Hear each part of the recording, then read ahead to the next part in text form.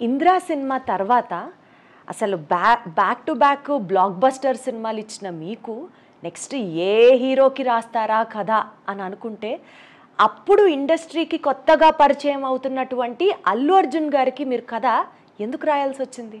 అల్లు అర్జున్ గారికి మొట్టమొదటి సినిమా కథ రాసే అవకాశం నాకు రావటం అనేది నేను చాలా అదృష్టంగా భావిస్తాను. ఎందుకంటే ఒక ఎస్టాబ్లిష్ అయినటువంటి హీరోతో వర్క్ చేయటము, అప్పుడే స్క్రీన్కి పరిచయం అవుతున్న హీరోని మనం కథ రాయటం అనేది, మీరు చూస్తూ ఉంటారు పెద్ద హీరోల సినిమాలు, నందమూరి బాలకృష్ణ గారి కానివ్వండి, చిరంజీవి గారి కానివ్వండి, రజనీకాంత్ గారి కానివ్వండి, మీకు యావరేజ్ అయినా కూడా డబ్బు ఒక 60% వచ్చేస్తుంది.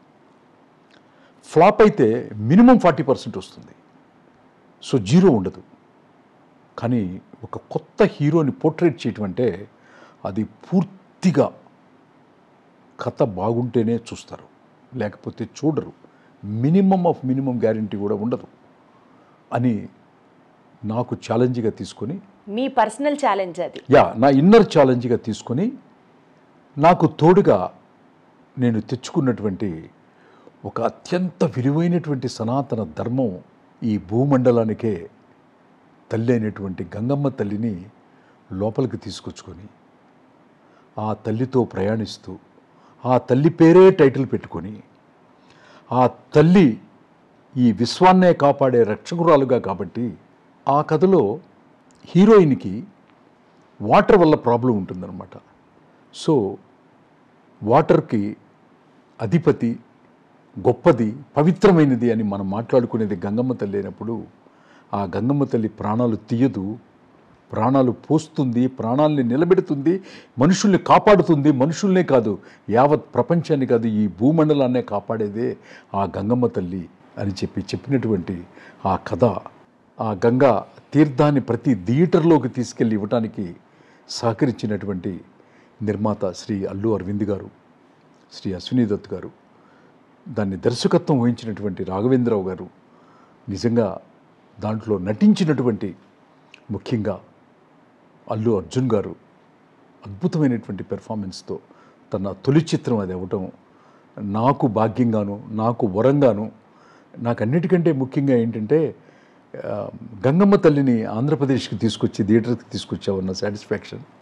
అల్లు అర్జున్ మొట్టమొదటి సినిమా అప్పట్లో థియేటర్లో అందరికీ కూడా మొదటి రోజున ఆ గంగమ్మ తల్లి తీర్థాన్ని కూడా మీరు ఇచ్చారు. తీసుకురావటం అనేది ఈ జన్మకి నాకు ఉండే తీపి జ్ఞాపకాల్లో చాలా ముఖ్యమైనటువంటి జ్ఞాపకం అది. అల్లు అర్జున్ హీరోగా ఇంట్రొడ్యూస్ చేయటం అన్నది ఇది. ఇప్పుడు మీరు ఎవరి పేర్లు అయితే ప్రస్తావించారో ఒక్కొక్కళ్ళుగా వాళ్ళ గురించి మాట్లాడుకుంటూ, సినిమా పరంగా చూస్తే మీదేమో ఫుల్ మాస్, రాఘవేంద్రరావు గారిది దర్శకత్వంలో ఆయనకంటూ ఒక విభిన్నమైన శైలి ఆయనకుంది. ఈ మాస్ యాటిట్యూడ్ ఇన్ ద ఫిల్మ్ని ఆయన ఏ స్టైల్లో అడాప్ట్ చేసుకొని, గంగోత్రి చూస్తే తిరిగి మళ్ళీ ఇప్పుడు మీరు చెప్పినట్లుగా ఒక సాఫీగా, ఒక క్లాస్గా, ఒక హాయిగా వెళ్ళిపోయే ఒక కథ, డెఫినెట్లీ చాలా ఎమోషన్స్ దాని చుట్టూరా తిరిగినాయి. అంటే మీ స్టైల్ని ఆయన స్టైల్లో ఎలా అడాప్ట్ చేసుకొని సినిమా బయటకు వచ్చింది? ఒక్క మాటలో అడగాలంటే మీకు రాఘవేంద్రరావు గారికి ఉన్న ఆ చైన్ రిలేషన్ గురించి తెలుసుకోవాలనుకుంటున్నాం. అన్నిటికంటే ప్రధానంగా రాఘవేంద్రరావు గారు మా చిన్న వయసులో మేము చదువుకునేటప్పటి దగ్గర నుంచి కూడా ఆయన చాలా పెద్ద మాస్ డైరెక్టర్. ఆయన క్రియేట్ చేసిన చరిత్రలు ఒక పెద్ద పుస్తకం రాయొచ్చు. అట్లాంటి రాఘవేంద్రరావు గారు నన్ను 3 హీరోలతో కలిపి ఒక కథ రాయమని అడిగారు. యాక్చువల్గా అది మాట్లాడుకుంటూ పోతే చాలా టైం పడుతుంది. సో ఇప్పుడు గంగోత్రి వరకు చెప్పేస్తాను. అంత పెద్ద డైరెక్టరు తన 100వ సినిమాని పెండింగ్ పెట్టుకున్నారు. తన 100వ సినిమా చేయాలి. ఆయన నాతో ఏమన్నారంటే, తమిళ్లో ఒక డైరెక్టర్ గారి పేరు చెప్పారు, కేరళలో ఒక డైరెక్టర్ గారి పేరు చెప్పారు, వాళ్ళు కూడా 100వ సినిమా చేసిన వాళ్ళు. తెలుగులోనూ ఒక డైరెక్టర్ గారి పేరు చెప్పారు, 100వ సినిమా డైరెక్టర్లు చేసిన వాళ్ళు. సో వాళ్ళవి సరిగా ఆడలేదు చిన్ని కృష్ణ, చాలా పెద్ద ఫ్లాప్ అయినాయి. సో నాకు భయంగా ఉంది నా 100వ సినిమా, నాకు చాలా నర్వస్గా ఉంది అని 3 హీరోలతో కథ చేయమని నన్ను అడిగారు. శ్రీ చిరంజీవి గారు, శ్రీ వెంకటేష్ గారు, శ్రీ నాగార్జున గారు. చేసి చెప్పాను ఆయనకి. ఆ టైటిలే త్రివేణి సంగమం. అక్కడ కూడా మన సనాతన ధర్మం. ఇప్పుడు మళ్ళీ కుంభమేళ జరిగిన ప్లేస్. 22 సంవత్సరాల క్రితం రాఘవేంద్రరావు గారు నాకు ఒక పెద్ద డబ్బు అడ్వాన్స్ ఇచ్చి ఈ మహాకుంభ గురించి ఆ రోజుల్లో నేను రాసినటువంటి కథే త్రివేణి సంగమం. చాలా బాగా నచ్చింది డైరెక్టర్ గారికి. అద్భుతం. ముగ్గురు హీరోలు కలయిక, ఇండివిజువల్ క్యారెక్టరైజేషన్స్, వాళ్ళ ముగ్గురు కలిసిన తర్వాత చేయబోయే పని అన్నీ చాలా బాగా నచ్చినాయి. అది ఎందుకో మిస్ఫైర్ అయింది. సో మిస్ఫైర్ అయినంత మాత్రాన ఆయన ఏమన్నారంటే నాతో, పర్వాలేదు చిన్ని కృష్ణ, నువ్వు నిమ్మకాయ మీద కథ రాయి, నేను తీసేస్తాను, నువ్వు దేని మీదైనా రాయి, నేను తీస్తాను అన్నారు.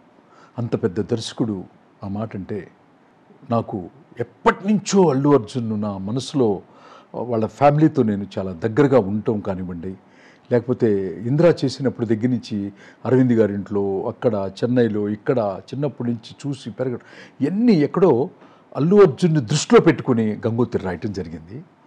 కథ ఓకే అయిపోయి చెప్పిన తర్వాత హీరోని నేనే రివీల్ చేసి నేనే డైరెక్టర్ గారికి నా కూతురు పల్లవి నాయుడు పుట్టినరోజు తాజ్ బంజారా హోటల్లో గ్రాండియర్గా సెలబ్రేట్ చేసి అక్కడ చిరంజీవి గారు, బాలకృష్ణ గారు, ప్రకాష్ రాజ్ గారు, పరచూరి బ్రదర్స్, అశ్విని దత్ గారు, అల్లు అరవింద్ గారు అందరి సమక్షంలో ఆ హోటల్లో కింద నా రూమ్లో అల్లు అర్జున్ని 414లో పెట్టి ఎవరు హీరో అన్న క్యూరియాసిటీని బ్రేక్ చేసిన రోజు.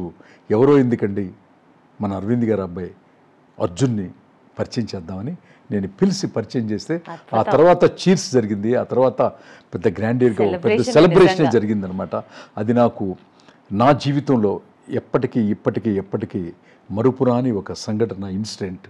నా పెద్ద కూతురు పల్లవి నాయుడు పుట్టినరోజున అల్లు అర్జున్ని హీరోగా రాఘవేంద్రరావు గారికి పెట్టి అక్షింతలు ఇచ్చి ఆశీర్వదింపజేసి ఆ తర్వాత పార్టీ చేసుకున్నాం. సో ఇప్పుడు మీరు లాంచ్ చేసినటువంటి హీరో అల్లు అర్జున్ గారు ఇవాళ రోజున is a pan India star, highest remuneration తీసుకుంటున్నటువంటి ఒక హీరో.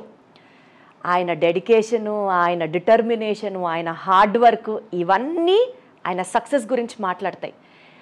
అలాంటి ఒక స్టార్ని మీరు లాంచ్ చేయడం, ఇవాళ రోజున ఆయన కెరియర్లో అంత ఉన్నతమైన స్థానం, ఆయన ఎదుగుదలని చూస్తే ఎలా అనిపిస్తుందండి మీకు? అంటే ఫస్ట్ రోజుకి ఇవాళ రోజుకి మీరే ఉన్నారు ఆయన జర్నీలో కంపేర్ చేసుకొని చూడడానికి. How do you analyse that? Allu Arjun గారి గురించి ఒక్క మాటలో చెప్పాలంటే కంటే ఒక వాక్యంలో చెప్తాం. తను ఫిక్స్ చేసిన గోల్ రీచ్ కావటం కోసం ఎంత కష్టమైనా పడే మనస్తత్వం, నిరంతర నటన వ్యవసాయదారుడు అతను. ఇంత బాగా చెప్పారు. నటన మీద వ్యవసాయం చేస్తాడు.